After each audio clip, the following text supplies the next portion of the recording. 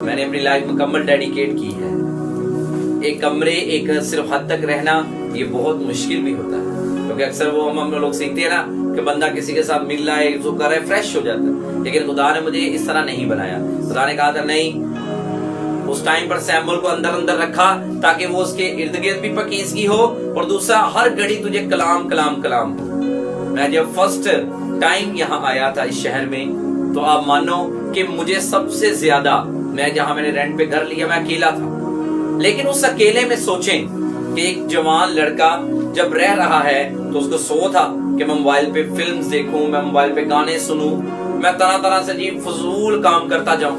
لیکن مجھے اپنی اس ٹین ایج میں اکیلا جب میں رہا، تقریباً میں کتنی دیر اکیلا اس گھر پہ رہا، تو تب بھی میری اسپرٹ مجھے بلکہ زیادہ خوشی ہوتی تھی کہ اب مجھے کوئی ڈسٹرب کرنے والا نہیں ہے.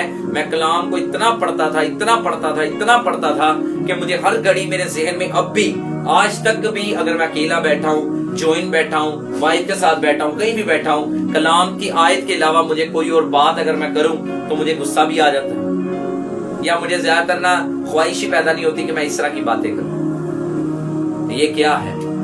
یہ ہے پوترتائی اور خدا کی حضوری میں رہنا.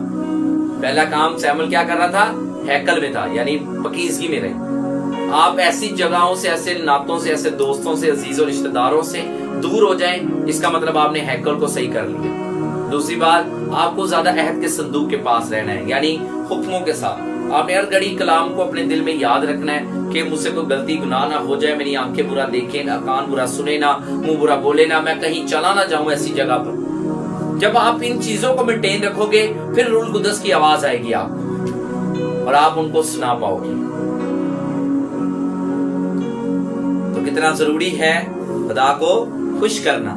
خدا کو خوش کرنے والے کو ہی اس کی آواز آتی ہے. خدا کو جو لوگ خوش کرتے ہیں، آج کے بعد ایک چیز سیکھ جائیں.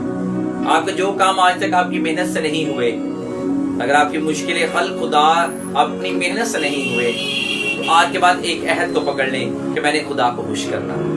خدا خوش کیسے ہوگا؟ بولیں.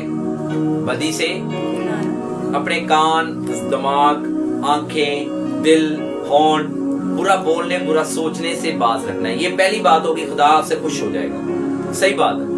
پکی بائبل کہتی ہے تم ان چیزوں سے نکل کر الگ رہو تو میں تمہیں بیٹا بیٹی مان لوں. ان چیزوں کا مطلب ہوتا ہے ناپاکی، بدی، گناہوں سے. دوسری چیز آپ نے ہمیشہ یاد رکھنا ہے کہ جب آپ خدا کو خوش کریں گے، خدا خوش وہ دیگوں والی شکر گزاری کی دعا سے نہیں ہوتی. یہ تو رسمیں ہیں جو دوسروں سے سیکھ گئے ہیں ہم لوگ. آج لوگ زیادہ تر فالو یہی کر رہے ہیں. خدا خوش ہوئے گا جی دیگ دے دو، خدا خوش ہوئے گا جی ایسے کر دو. بائبل کہتے ہیں خدا ہم سے خوش ہے جو بدی، گناہ، برائی سے کنارہ کر لیتے ہیں.